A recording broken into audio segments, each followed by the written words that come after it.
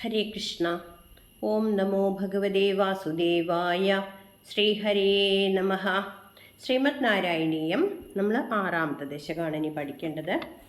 5ാമത്തെ ദശകത്തിൽ നമ്മൾ പഠിച്ചു വിരാട് സ്വരൂപമായി ഭഗവാൻ മാറി. അത് ഒരു സ്വർണ്ണ രൂപത്തിലുള്ള വലിയ അണ്ഡമായി ഭഗവാൻ തന്നെ അതിൽ ചൈതന്യമായി പ്രവേശിച്ച് അത് ഭേദിച്ച് 14 ലോകങ്ങൾ ആയിട്ടുള്ള ഭഗവാന്റെ വിരാട് സ്വരൂപം. ആ വിരാട് സ്വരൂപത്തിലാണ് ഈ ലോകങ്ങൾ ഭഗവാന്റെ ഓരോ അവയവങ്ങളാക്കിയിട്ട് പറയുന്നതാണ്. 6ാമത്തെ ദശകത്തിൽ ക്ലാസ് നിങ്ങൾ പഠിച്ചിട്ടുണ്ടാവും എന്ന് വിചാരിക്കുന്നു. കേട്ട് പഠിച്ച് എല്ലാവർക്കും ഇഷ്ടമാവുകയാണെങ്കിൽ ലൈക്ക് ഷെയർ ചെയ്യണം. സബ്സ്ക്രൈബ് ചെയ്ത് ബെൽ ബട്ടൺ പ്രസ് ചെയ്തിട്ട് ഓൾ എന്നുള്ള ഓപ്ഷൻ കൊടുക്കണം. എല്ലാ ക്ലാസ്സും നിങ്ങൾക്ക് നോട്ടിഫിക്കേഷൻ വരും. അപ്പോൾ ഹരേ കൃഷ്ണ. നമുക്ക് 6ാമത്തെ ദശകത്തിലെ 1ാമത്തെ ശ്ലോകം ചൊല്ലി നോക്കാം. വിരാട് സ്വരൂപ വർണ്ണനം, അതാണ് 6ാമത്തെ ദശകം. ഏവം ചതുർദശ ജഗന്മയതാം ഗദസ്യ പാതാളമീശ തവ പാദതലം വദന്തി പാദോർധദേശമപി ദേവരസാതലം തേ ഗുൽഫദ്വയം ഖലു മഹാതലമത്ഭുതാത്മൻ. ഹരേ കൃഷ്ണ. പദച്ഛേദ നോക്കുമ്പോൾ ഏവം ചതുർദശ ജഗന്മയതാം, ചതുർദശ ജഗന്മയതാം ഗദസ്യ പാതാളം പ്ലസ് ഈശ. പാതാളം ഈശ നമ്മൾ വായിക്കുമ്പോൾ അത് പാതാളം എന്നുള്ളതിൻ്റെയാണ് ആ മാ വരുന്നത്. അപ്പോൾ പാതാളം പ്ലസ് ഈശ തവ പാദതലം വദന്തി പാദ ഊർധ്വം പാദോർധദേശം പ്ലസ് അഭി, പാദോർധദേശം പ്ലസ് അഭി ദേവ രസാതലം തേ ഗുൽഫദ്വയം ഖലു മഹാതലം പ്ലസ് അത്ഭുതാത്മൻ. അപ്പം മഹാതലം അത്ഭുതാത്മൻ. ഇവിടെ പറയുന്നത് അത്ഭുതാത്മൻ, ഭഗവാനെ വിളിക്കുന്നത് ആ വിരാട് സ്വരൂപത്തെ അത്ഭുതാത്മൻ, അവയവങ്ങളോട് കൂടിയ ഹേ ഈശ, ഈശ്വരനായവനെ എന്ന്. അങ്ങനെയാണ് ഭഗവാനെ വിളിക്കുന്നത്. ഏവം ഇപ്രകാരം ചതുർദശ ജഗന്മയതാം ഗദസ്യ എന്ന് പറയുന്നു. 14 ലോകങ്ങളുടെ സ്വരൂപത്തെ ഭഗവാൻ പ്രാപിച്ചു. വിരാട് സ്വരൂപ ആ ഹിരണ്യ രൂപമായ അണ്ഡം ഭേദിച്ച് 14 ലോകങ്ങളുടെ രൂപമാണ് ഭഗവാൻ പ്രാപിച്ചിരിക്കുന്നത്. അങ്ങനെ ആ സ്വരൂപത്തെ പ്രാപിച്ച തവ അങ്ങയുടെ പാദതലം, ഭഗവാന്റെ ആ പാദങ്ങൾ, വിരാട് സ്വരൂപത്തിനെ നമ്മൾ ഒരു മനുഷ്യൻ്റെ രൂപത്തിൽ സങ്കല്പിക്കുക. അപ്പോൾ ആ പാദം മുതൽ ശിരസ് വരെയുള്ളത് വലിയൊരു, നമ്മൾക്ക് സങ്കല്പിക്കാൻ പറ്റാത്ത അത്രയും വലുതാണ് ഈ 14 ലോകങ്ങൾ എന്നൊക്കെ പറയുമ്പോൾ. അപ്പോൾ ആ 14 ലോകങ്ങൾ കിടക്കുന്നത് ഭഗവാന്റെ ആ മനുഷ്യരൂപത്തിൽ കണക്കാക്കുകയാണെങ്കിൽ ആ വിരാട് സ്വരൂപത്തിൻ്റെ പാദതലം, പാദങ്ങളുടെ അടിഭാഗത്തെ പാതാളം എന്ന് പറയുന്നു. ആ വിരാട് സ്വരൂപത്തിൻ്റെ പാദത്തിൻ്റെ അടിഭാഗമാണ് പാതാളം എന്ന് പറയുന്നത്. ഹേ ദേവ, അല്ലയോ ഭഗവാനെ, തേ അങ്ങയുടെ ഊർധ്വദേശം, അടിഭാഗം പാതാളായി, പാദത്തിൻ്റെ മേൽഭാഗം, ആ പാദങ്ങളുടെ മേൽഭാഗം എന്താണ്? രസാതലം എന്ന ലോകമാണ്. പിന്നെ കാലിൽ നമ്മൾക്ക് കാണാം, നമ്മൾക്കുള്ള പോലെ 2 ഞെരിയാണി കാണാം. കാലിൻ്റെ 2 കാലും ഞെരിയാണി. ആ ഗുൽഫദ്വയം എന്ന് പറഞ്ഞാൽ എന്താണ്? 2 ഞെരിയാണികളെ മഹാതലം ഖലു, മഹാതലം എന്നാണ് പറയുന്നത്. അപ്പോൾ ഇവിടെ പാതാളം, രസാതലം, മഹാതലം എന്നുള്ള 3 ലോകങ്ങൾ ഭഗവാന്റെ പാദങ്ങളിൽ വർണ്ണിച്ചിരിക്കുന്നു. ഇവിടെ പറയുന്നത് 14 ലോകങ്ങളായി രൂപമുണ്ട് അങ്ങയുടെ പാദങ്ങളുടെ അടിഭാഗം പാതാളമെന്നും, പിന്നെ പാദത്തിൻ്റെ മേൽഭാഗം പുറവടി അത് രസാതലമെന്നും, ഭൂമിയുടെ പുറവടി രസാതലമെന്നും, ഞെരിയാണി 2 കാലിലെ 2 ഞെരിയാണി ഭാഗത്തെ മഹാതലമെന്നും അറിയപ്പെടുന്നു എന്ന് പറയുന്നു. 2ാമത്തെ ശ്ലോകത്തിൽ ചൊല്ലി നോക്കാം നമുക്ക്. ജംഘേ തലാതലമധോ സുതലം ച ജാനു കിഞ്ചോരുഭാഗയുഗളം വിതലാതലേ ദ്വേ ക്ഷോണീതലം ജഘനമംബരമംഗനാഭിർ വക്ഷശ്ച ശക്രനിലയസ്തവ ചക്രപാണേ. ഹരേ കൃഷ്ണ.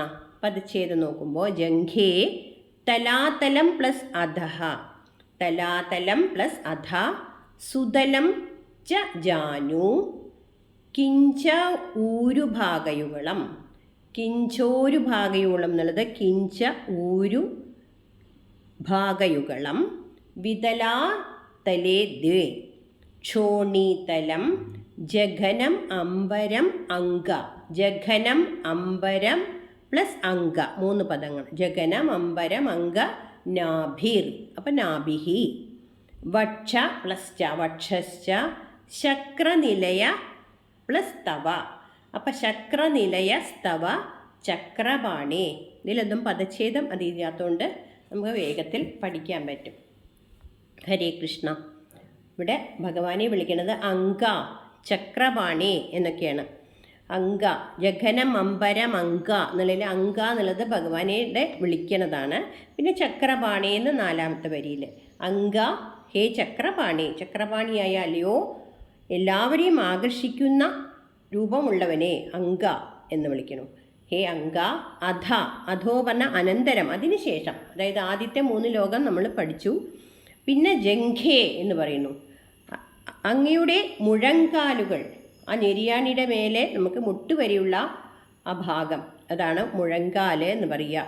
ആ മുഴങ്കാലുകൾ എന്താണ്? വിരാട് സ്വരൂപത്തിൻ്റെ തലാതലം. തലാതലം എന്ന ലോകമാണ് മുഴങ്കാൽ. ആ വിരാട് സ്വരൂപത്തിൻ്റെ മുഴങ്കാലുകൾ തലാതലം എന്ന ലോകമായിട്ട് കണക്കാക്കുന്നു. ജാനു സുതലം. ജാനു പറഞ്ഞാൽ അത് പേരൊന്നുമല്ല, ജാനകി ജാനു ഒന്നുമല്ല, കാൽമുട്ടുകൾ. മുട്ടുകളെയാണ് ജാനു എന്ന് പറയുന്നത് സംസ്കൃതത്തിൽ. ആ ഭഗവാൻ, ആ വിരാട് സ്വരൂപത്തിൻ്റെ 2 കാൽമുട്ടുകൾ സുതലം എന്ന ലോകമാണ് എന്ന് പറയുന്നു. അപ്പം നമ്മൾ സങ്കല്പിക്കണം, ഒരു മനുഷ്യൻ്റെ രൂപത്തിൽ ആ വിരാട് സ്വരൂപം ഭഗവാന്റെ അവതരിച്ചത്. ആദ്യത്തെ അവതാരം ഭഗവാന്റെ ആണ്. അതിൽ ഓരോ അവയവങ്ങൾ ഏതെല്ലാം ലോകങ്ങളാണ് എന്നാണ് പറയണത്. ആ വിരാട് സ്വരൂപത്തിൻ്റെ കാൽമുട്ടുകൾ സുതലം എന്ന ലോകമായും. കിഞ്ച, കിഞ്ച പറഞ്ഞാൽ പിന്നെ, അതിനുശേഷം വരുന്ന എന്താണ്? തുടകൾ. ഊരു ഭാഗയുകളം, തുടകളുടെ 2 ഭാഗം, 2 തുടകൾ. വിതലാ തലേതേ, വിതലം അതലം എന്ന ലോകം. ആ വിരാട് സ്വരൂപത്തിൻ്റെ തുടകൾ വിതലം അതലം എന്ന 2 ലോകങ്ങളായിട്ട് കണക്കാക്കുന്നു. പിന്നെ ജഘനം ക്ഷോണീതലം. ജഘനം പറഞ്ഞാൽ എന്താണ്? അരക്കെട്ടിൻ്റെ മുൻഭാഗം. ആ വിരാട് സ്വരൂപത്തിൻ്റെ അരക്കെട്ടിൻ്റെ മുൻഭാഗം ക്ഷോണീതലം എന്ന ലോകം. നാഭി അംബരം, പൊക്കിളാണ് ആകാശമായിട്ട്. ആ വിരാട് സ്വരൂപത്തിൻ്റെ നാഭി പറഞ്ഞ പൊക്കിൾ, പൊക്കിൾ ആകാശമായും. വക്ഷ ശക്രനിലയ, ആ ഭൂവർലോകം എന്താണ്? വക്ഷസ്, വക്ഷസ് ശക്രനിലയമായിട്ടും ഭവിക്കുന്നു എന്നർത്ഥം. ഭഗവാന്റെ ഓരോ അവയവങ്ങൾ, മുഴങ്കാലുകൾ തലാതലം എന്ന ലോകം, 2 കാൽമുട്ടുകൾ സുതലം എന്ന ലോകം, 2 തുടകൾ വിതലം അതലം എന്ന 2 ലോകങ്ങൾ, അരക്കെട്ടിൻ്റെ മുൻഭാഗം ഭൂലോകവും പൊക്കിൽ കുഴി ആകാശവും, വക്ഷസ് സ്വർഗലോകം, ശക്രനിലയം എന്ന് പറഞ്ഞാൽ സ്വർഗലോകം ആയിട്ടും ഭവിക്കുന്നു എന്ന് പറയുന്നു. ഹരേ കൃഷ്ണ. നമുക്ക് 3ാമത്തെ ശ്ലോകം ചൊല്ലി നോക്കാം. ഗ്രീവാമഹസ്തവ മുഖം ച ജനസ്തവസ്തു ഫാലം ശിരസ്തവ സമസ്തമയസ്യ സത്യം ഏവം ജഗന്മയതനോ ജഗദാശ്രിതൈരേവി അന്യൈർനിബന്ധവഭുഷേ ഭഗവൻ നമസ്തേ. ഹരേ കൃഷ്ണ. പദച്ഛേദം നോക്കുമ്പോൾ ഗ്രീവ മഹ, മഹ എന്ന് പറയും. ഗ്രീവ മഹ. തവ മുഖം ച ജനഃ തപ തു. തപസ്തു എന്നുള്ളത് തപഹ പ്ലസ് തു എന്ന് വരും. തു എന്നുള്ള വാക്ക്. ഫാലം എന്നും പറയും, ഫാലം എന്നും ചിലവർ വായിക്കും. ആ ഫാലം എന്നും പറയാം, അല്ലെങ്കിൽ ഫാലം. ശിരഹ തവ സമസ്തമയസ്യ സത്യം ഏവം ജഗന്മയതനോ, ജഗന്മയതനോ ജഗദാശ്രിതൈ അഭി, ജഗദാശ്രിതൈഹി അഭി അന്യേ നിബന്ധവപുഷേ ഭഗവൻ നമസ്തേ. അപ്പോൾ ജഗദാശ്രിതൈ പ്ലസ് അഭി പ്ലസ് അന്യേഹി നിബന്ധവപുഷേ ഭഗവൻ നമസ്തേ. വായിക്കുമ്പോൾ ജഗദാശ്രിതൈരേബി എന്ന് വായിച്ചിട്ട്, അല്ലെങ്കിൽ ഒന്നിച്ച് വായിക്കുകയാണെങ്കിൽ ജഗദാശ്രിതൈരേപ്യന്യേർ നിബന്ധവപുഷേ ഭഗവൻ നമസ്തേ എന്ന് വായിക്കാം. നമുക്ക് അർത്ഥം അന്വയപ്രകാരം നോക്കുമ്പോൾ സമസ്തമയസ്യ തവ, എല്ലാം ഭഗവാനാണ്. സമസ്തമയനായ നിന്തിരുവടിയിൽ, അല്ലാണ്ട് ഭഗവാൻ അല്ലാണ്ട് ഈ ലോകത്ത് ഒന്നുമില്ല. എല്ലാം ഭഗവാൻ തന്നെയാണ്. അപ്പോൾ ആ സമസ്തമയനായ അങ്ങയുടെ ഗ്രീവ, ഗ്രീവ പറഞ്ഞാൽ എന്താണ്? കഴുത്ത്. ഭഗവാന്റെ കഴുത്ത്, ആ ഭഗവാൻ പറഞ്ഞാൽ വിരാട് സ്വരൂപം, വിരാട് സ്വരൂപത്തിൻ്റെ ആ കഴുത്ത് മഹ പറഞ്ഞാൽ മഹർലോകമാണ് എന്നാണ് പറയുന്നത്. മഹസ്തവ എന്ന് പറഞ്ഞാൽ എന്നുള്ളത് മഹർലോകമാണ്. ഭഗവാന്റെ മുഖം ജനലോകമായിട്ട് കണക്കാക്കപ്പെടുന്നു. ആ വിരാട് സ്വരൂപത്തിൻ്റെ മുഖം ജനലോകം എന്ന് അറിയപ്പെടുന്നു. ഫാലം ഫാലം പറഞ്ഞാൽ എന്താണ്? നെറ്റി. ആ വിരാട് സ്വരൂപത്തിൻ്റെ നെറ്റിത്തടമാകത്തെ തപോലോകം, അതാണ് തപസ്തു ഫാലം. ഫാലം പറഞ്ഞാൽ നെറ്റിത്തടമാണ്, ഭഗവാന്റെ നെറ്റിത്തടമാണ് തപോലോകം എന്നർത്ഥം. ശിര സത്യം ച, ആ വിരാട് സ്വരൂപത്തിൻ്റെ ശിരസ് സത്യലോകമാണ്, ആയിഭവിക്കുന്നു. ജഗന്മയതനോ ഭഗവൻ, ജഗന്മയതനു പറഞ്ഞാൽ പ്രപഞ്ചം മുഴുവൻ ശരീരമായ ഹേ ഭഗവാനെ, അല്ലയോ ഭഗവാനെ, ഏവം ഇപ്രകാരം ജഗദാശ്രിതേ അന്യേ അഭി, ജഗത്തിനെ ആശ്രയിക്കുന്ന മറ്റുള്ളവയായും നിബന്ധവപുഷേ, നിബന്ധമായ വപസ്സോടുകൂടിയവനെ എന്ന് പറഞ്ഞാൽ ഇത് നമ്മൾ ഓരോ ലോകങ്ങൾ ഭഗവാന്റെ അവയവങ്ങൾ പറഞ്ഞു. ഇതല്ലാണ്ട് ഇനി പ്രപഞ്ചത്തിൽ വേറെയും മറ്റു വസ്തുക്കളുണ്ട്. അതെല്ലാം ഭഗവാൻ തന്നെയാണ്. ഈ ജഗത്തിനെ ആശ്രയിച്ചിരിക്കുന്ന മറ്റുള്ള വസ്തുക്കളും കൂടിയായ ശരീരത്തോടു കൂടിയവനെ തേ നമ അസ്തു, അങ്ങേക്കായി നമസ്കരിക്കുന്നു, അങ്ങയെ നമസ്കരിക്കുന്നു എന്ന്. ഓരോ ലോകങ്ങൾ എല്ലാം ഭഗവാൻ തന്നെയാണ്. പ്രപഞ്ചം മുഴുവൻ എന്തുണ്ടോ അതെല്ലാം, ജീവനുള്ളതും ജീവനില്ലാത്തതും എല്ലാം ഭഗവാൻ തന്നെയാണ്. അങ്ങനെയുള്ള ഭഗവാന്റെ കഴുത്ത് മഹർലോകവും, മുഖം ജനലോകവും, നെറ്റി തപോലോകവും, ശിരസ് സത്യലോകവുമായി ഭവിക്കുന്നു എന്ന് പറയുന്നു. ജഗന്മയ പ്രപഞ്ചം മുഴുവൻ ശരീരമായ ആ ഭഗവാനെ ഇങ്ങനെ ഈ ജഗത്തിനെ ആശ്രയിച്ചിരിക്കുന്ന മറ്റുള്ള വസ്തുക്കളാലും നിബന്ധമായ വപസ്സോടുകൂടി അങ്ങയെ നമസ്കരിക്കുന്നു. ഹരേ കൃഷ്ണ. നമുക്ക് 4ാമത്തെ ശ്ലോകം ചൊല്ലി നോക്കാം. ത്വദ്ബ്രഹ്മരന്ധ്രപദമീശ്വര വിശ്വകന്ദ ഛന്ദാംസി കേശവഘനാസ്തവ കേശപാശാഃ ഉല്ലാസി ചില്ലിയുഗളം ദ്രുഹിണസ്യ കേഹം പക്ഷ്മാണി രാത്രി ദിവസൗ സവിതാച്ച നേത്രേ. ഹരേ കൃഷ്ണ. പദച്ഛേദം നോക്കുമ്പോൾ ത്വദ് ബ്രഹ്മരന്ധ്രം, ബ്രഹ്മരന്ധ്രം പറഞ്ഞാൽ നമുക്കറിയും, നമ്മുടെ നെറുകിലെ കുട്ടികൾക്കൊക്കെ അങ്ങനെ മിടിക്കണ ഒരു ഭാഗം നെറുകിലായിട്ട് കാണാം. അതാണ് ബ്രഹ്മരന്ധ്രം എന്ന് പറയുന്ന ഭാഗം. അപ്പോൾ പിരിക്കുമ്പോൾ ത്വദ് ബ്രഹ്മരന്ധ്രപദം ഈശ്വര, ത്വദ് ബ്രഹ്മരന്ധ്രപദം പ്ലസ് ഈശ്വര വിശ്വകന്ദ ഛന്ദാംസി കേശവ ഘനാഹ തവ, ഘനാ പ്ലസ് തവ കേശപാശാഃ ഉല്ലാസി ചില്ലിയുഗളം ദ്രുഹിണസ്യ ഗേഹം പക്ഷ്മാണി രാത്രി ദിവസൗ സവിതാ ച നേത്രേ. പദങ്ങളധികം പിരിക്കാനില്ല അതിൽ. ഹരേ കൃഷ്ണ. അന്വയപ്രകാരം നോക്കുമ്പോൾ ഹേ വിശ്വകന്ദ, ഈശ്വര വിശ്വകന്ദ, വിശ്വത്തിന് ആധാരമായ ഹേ ഗുരുവായൂരപ്പ, ത്വത് ബ്രഹ്മരന്ധ്രപദം, ആ വിരാട് സ്വരൂപത്തിൻ്റെ ബ്രഹ്മരന്ധ്രസ്ഥാനം നമ്മൾക്കറിയാം, ശിരസിൻ്റെ നെറുകിലുള്ള ആ സ്ഥാനം ശിരസിൽ, അതാണ് ഛന്ദാംസി എന്ന് പറയും. ഛന്ദസ്സുകൾ പറഞ്ഞാൽ മന്ത്രങ്ങൾ എന്നൊക്കെ പറയാം. പലതും പറയുമോ അതിന് മന്ത്രങ്ങൾ എന്ന്. നമ്മൾക്കിവിടെ ഛന്ദസ്സുകളാണ്, ബ്രഹ്മരന്ധ്രസ്ഥാനം ഛന്ദസ്സുകളാണ്, മന്ത്രങ്ങളാണ്, അല്ലെങ്കിൽ വേദങ്ങളാണ് എന്നൊക്കെ പറയാം. കേശവ, അല്ലയോ കേശവ, തവ കേശപാശ, അങ്ങയുടെ മുടി കേശപാശങ്ങൾ ഘനാഹ മേഘങ്ങളാകുന്നു. ആ വിരാട് സ്വരൂപത്തിൻ്റെ കേശപാശം, ആ മുടി തലമുടി മേഘങ്ങളാകുന്നു. ഘനാ പറഞ്ഞാൽ മേഘങ്ങൾ എന്നർത്ഥം. ഉല്ലാസി ചില്ലിയുഗളം, ഉല്ലസിക്കുന്ന 2 പുരികങ്ങൾ, ആ വിരാട് സ്വരൂപത്തിൻ്റെ പുരികങ്ങൾ നമ്മൾ സങ്കല്പിക്കുക. ആ ഉല്ലസിക്കുന്ന ഇളകുന്ന ആ പുരികങ്ങൾ എന്താണ്? ദ്രുഹിണസ്യ ഗേഹം എന്ന് പറയുന്നത് ബ്രഹ്മാവിൻ്റെ ഗേഹമാകുന്നു. പക്ഷ്മാണി കൺപീലികൾ, ആ വിരാട് സ്വരൂപത്തിൻ്റെ കൺപീലികൾ രാത്രി ദിവസവും, രാത്രിയും പകലുമാണ്. അതായത് ഭഗവാൻ ആ വിരാട് സ്വരൂപം കണ്ണടയ്ക്കുമ്പോൾ രാത്രി, കണ്ണു തുറന്നാൽ പകൽ, അങ്ങനെ കൺപീലികൾ പകലും രാത്രിയുമാകുന്നു. നേത്രേ കണ്ണുകൾ രണ്ടും എന്താണ്? സവിതാച്ച സൂര്യനാണത്രേ. ഭഗവാന്റെ ആ വിരാട് സ്വരൂപത്തിൻ്റെ 2 കണ്ണുകൾ സൂര്യനാണ് എന്ന് പറയുന്നു. ഇവിടെ സുഷുമ്നാ നാഡിയുടെ നമ്മുടെ അടിയിൽ, ഏറ്റവും അടിയിൽ, നട്ടെല്ലിൻ്റെ താഴെ സുഷുമ്നാ നാഡിയുടെ അടിയിൽ നിന്ന് മേലേക്ക് നേരെ വരുന്നുണ്ട്. അതിസൂക്ഷ്മമായൊരു ദ്വാരമുണ്ട്. അത് ചെന്നെത്തുന്നത് നെറുകിലെ ബ്രഹ്മരന്ധ്രത്തിലാണ്. ആ ദ്വാരം, ആ ബ്രഹ്മരന്ധ്രം എന്നാണ് അതിന് പറയുക. അപ്പോൾ ഭഗവാനെ വിരാട് പുരുഷനായി സങ്കല്പിക്കുമ്പോൾ ബ്രഹ്മരന്ധ്രം എന്താണ്? ഛന്ദസ്സുകളാണ് എന്ന് പറയുന്നത്. ഛന്ദസ് എന്ന് പറയുന്നത് പല അർത്ഥമുണ്ട്. ഇച്ഛ, സൂക്തം, വേദം, വൃത്തത്തിന് ഇന്ന വൃത്തങ്ങൾ എന്നൊക്കെ പറയില്ലേ ഓരോന്ന്, അതെല്ലാം ഈ ഛന്ദസ്സിൽ പെടും. പക്ഷേ ഇവിടെ നമ്മൾക്ക് മന്ത്രങ്ങൾ എന്ന് തൽക്കാലം അറിയാൻ വേണ്ടി എടുക്കാം. അപ്പോൾ അതാണ് ബ്രഹ്മരന്ധ്രം എന്ന് ഉദ്ദേശിക്കണം. പിന്നെ ഛന്ദസ്സുകളാണ് വിരാട് പുരുഷൻ്റെ ബ്രഹ്മരന്ധ്രം.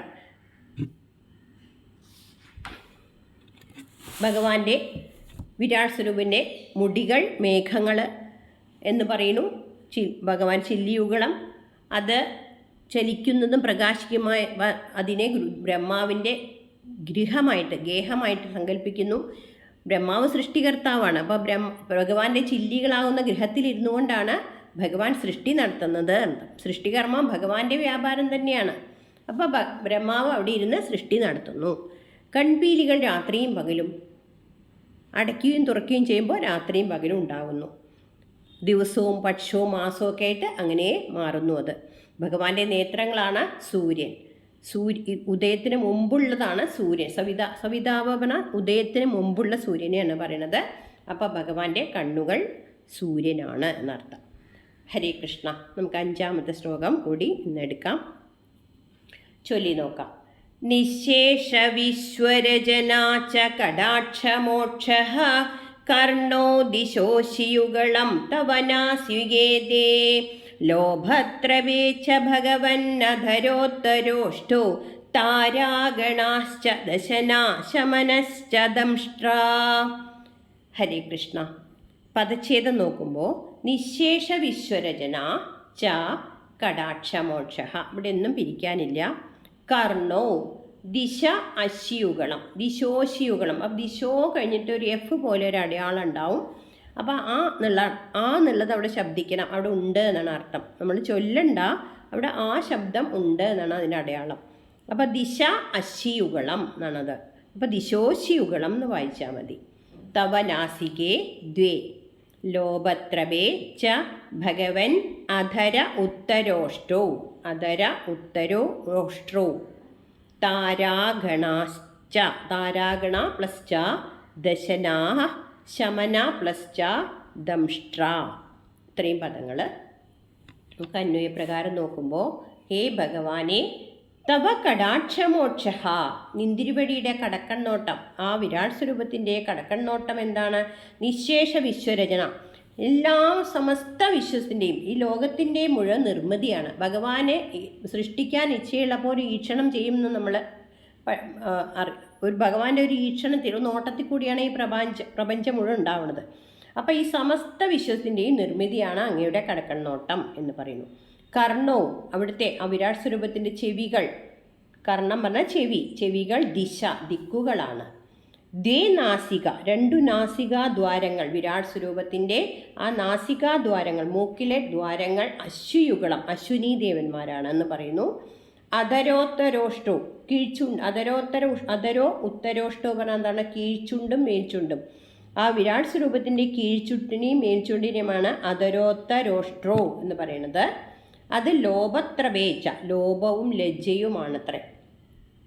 ദശന, പല്ലുകൾ, ആ വിരാട് സ്വരൂപത്തിൻ്റെ പല്ലുകൾ നക്ഷത്രഗണ, താരാഗണ ച പറഞ്ഞ നക്ഷത്രഗണങ്ങളാണ്. ദംഷ്ട്ര, ആ വിരാട് സ്വരൂപത്തിന് പല്ല് മാത്രമല്ല ദംഷ്ട്രങ്ങളും ഉണ്ട്. വീരപ്പല്ല്, പുറത്തേക്ക് 2 നിൽക്കുന്ന പല്ലുകൾ ചിലതിൽ കണ്ടുണ്ടാവും, അതാണ് വീരപ്പല്ല് അല്ലെങ്കിൽ ദംഷ്ട്രങ്ങൾ. അതാണത്രേ ശമനനും യമനുമായിട്ടിരിക്കുന്നത്. ശമനനും യമനുമാണ് 2 പല്ലുകൾ എന്ന് പറയുന്നു. ഇവിടെ ഭഗവാന്റെ കർണങ്ങളാണ് ദിക്കുകളായി പറയുന്നത്. നാസിക അശ്വിനി ദേവന്മാർ, ഭഗവാന്റെ പറഞ്ഞാൽ ഭഗവാൻ എടുത്ത ആ വിരാട് സ്വരൂപത്തിൻ്റെ ഓരോ അവയവങ്ങളെയാണ് പറയണത്. അതെപ്പോഴും ഓർമ്മിക്കണം നമ്മൾ. അശ്വിനി ദേവന്മാരാണ് ആരാണെന്ന് അറിയുമല്ലോ. സത്വനെന്നും ദസ്രനെന്നും വരുന്ന 2 ദേവവൈദ്യന്മാരാണ് അശ്വിനി ദേവന്മാർ. പുരാണകഥയിൽ കേട്ടിട്ടുണ്ടാവും പലരും. അപ്പോൾ ഭഗവാന്റെ സ്മരണ ആധ്യാത്മികവും ആദിബൗദ്ധികവുമായ രോഗങ്ങൾ മാറ്റും എന്ന് ഇവിടെ പറയാണ്. അശ്വിനി ദേവന്മാരും ഭഗവാന്റെ 2 നാസികാദ്വാരങ്ങളാണ്. പിന്നെ കീഴ്ച്ചുണ്ടും മേൽച്ചുണ്ടും അത് ലജ്ജയും ലോഭവും ലജ്ജയുമായിട്ട് അവതരിപ്പിക്കുന്നു. അതായത് ഗുണങ്ങളെ പോലെ തന്നെ ദോഷങ്ങളും ഭഗവാൻമയം. ഗുണങ്ങൾ മാത്രമല്ല ഭഗവാൻമയം, ദോഷങ്ങളും ഭഗവാൻ തന്നെയാണ്. ഞാനെന്ന ബോധം നമ്മൾക്കുണ്ടാകുമ്പോൾ എൻ്റേത് എന്നൊരു ചിന്ത നമ്മളിൽ വരും. അപ്പം അതെല്ലാം തൻ്റേതാക്കണമെന്ന ആഗ്രഹം പലർക്കും ഉണ്ടാവും, അല്ലെങ്കിൽ മിക്കവർക്കും ഉണ്ടാവും. എല്ലാം നമ്മുടേതാക്കണം എന്നുള്ള ആഗ്രഹം, അതാണ് ലോഭം. പിന്നെ അതൊക്കെ നമ്മളിലാക്കി കഴിയുമ്പോൾ തെറ്റു ചെയ്തു എന്നൊരു ബോധം അത് ഉള്ളിലുണ്ടാവും ചിലർക്ക്. അപ്പോൾ അത് മറ്റുള്ളവർ അറിയുമ്പോൾ ഉണ്ടാകുന്ന ഒരു ജാള്യം, അതാണ് ലജ്ജ. പിന്നെ ലജ്ജയ്ക്ക് വേണമെങ്കിൽ സ്ത്രീകളുടെ ഒരു ഭാവം, സ്ത്രീകളിലുണ്ടാവുന്ന ലജ്ജ, അതും ഇതിൽ പറയാം. സ്ത്രീ സൗന്ദര്യത്തെ വർദ്ധിപ്പിക്കുമല്ലോ, ലജ്ജയാണ് സ്ത്രീകളുടെ അലങ്കാരം. അപ്പം അങ്ങനെ അതെല്ലാം നോക്കുമ്പോൾ അത് കീഴ്ച്ചുണ്ടും മേൽച്ചുണ്ടുമാണ് വിരാട് സ്വരൂപത്തിൻ്റെ എന്ന് പറയുന്നു. പിന്നെ നക്ഷത്രക്കൂട്ടങ്ങൾ, അത് ഭഗവാന്റെ പല്ലുകളാണ്. ദംഷ്ട്രം അത് യമനാണ്.